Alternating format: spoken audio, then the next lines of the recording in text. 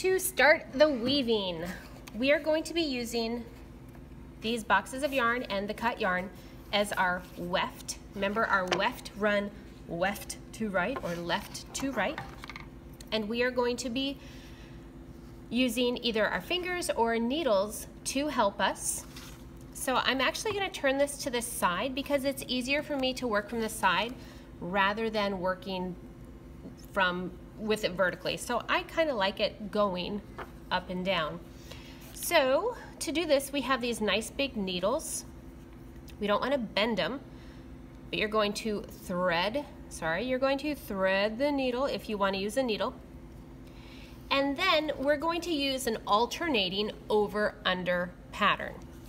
So my very first thread up here, my warp thread, I'm going to go under my warp thread, then over the next one. See how it went over, under, then over, under, over, under, over, under, over, under, over. Getting it started is always the trickiest. Under, over.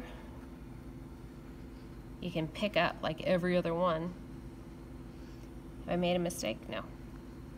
Over, under, over. Okay, then when it is all through, you are simply going to pull the yarn through.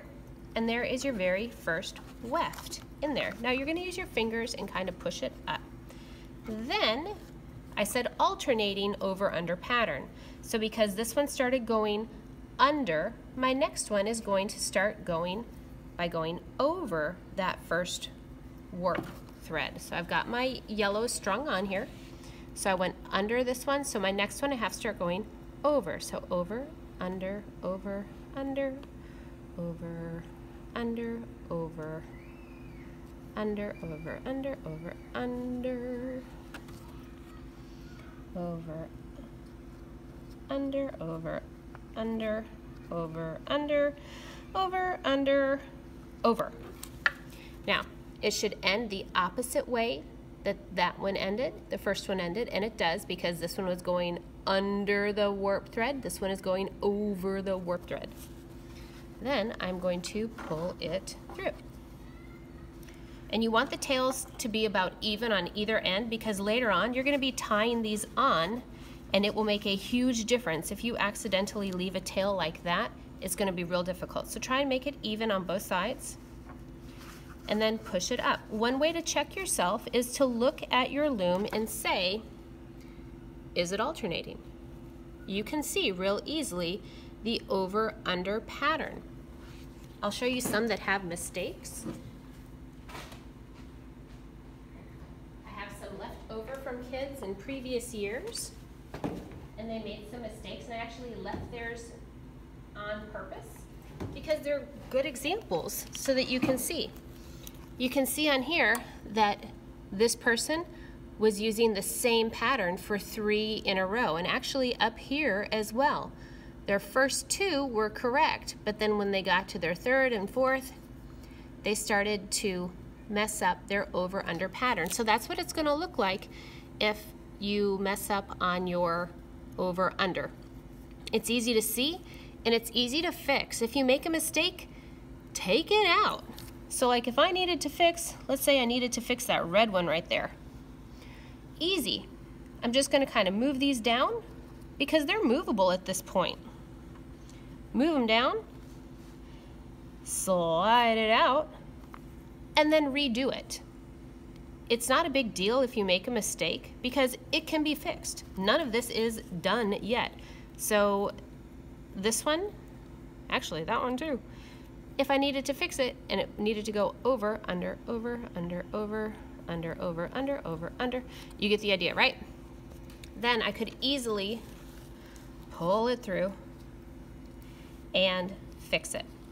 So it's not a big deal to make a mistake because you can go back and make it correct at any time. You always want to push your threads up so that it's a nice tight weave. If you don't push your threads up real nice and tight, then later on when we are done, your weaving will be really loose. This person left like at the end of school a couple years ago and they didn't finish, but it was a gorgeous job. So they had a color pattern and you can see all of their weaving was beautiful. It was absolutely correct. They used red, yellow, and orange, and they just kept that pattern going for the whole time, and it made a really nice looking piece. It's just not finished yet. So today, you will begin your weaving. It is an alternating under, over, under pattern. So my next thread, going back to this, I started going under on this one, over on my second one. My third one will be going under. So, under, over, under, over, under, over, under, over. And I really like using the needle. You may not like using the needle. That's cool too. You can use your fingers. You notice I have to use my fingers a little bit anyway, but this just helps me get it through. I feel a whole lot easier. And then I'm gonna move it on up. And if you make a mistake, like I said, no big deal. Take it out, try again. You will like this. When you are totally done, let me grab the finished piece.